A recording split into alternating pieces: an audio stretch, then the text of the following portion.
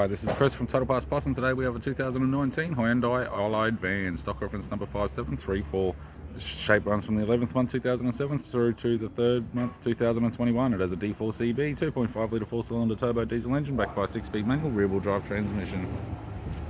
D4CB 2.5 litre 4-cylinder turbo diesel engine.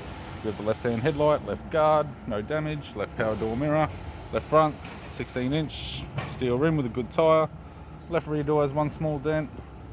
Left rear 16-inch steel rim with a good tyre. Left tail light.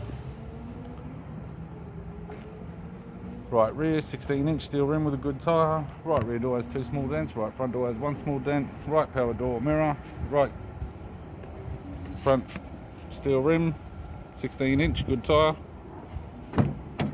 Right door trim.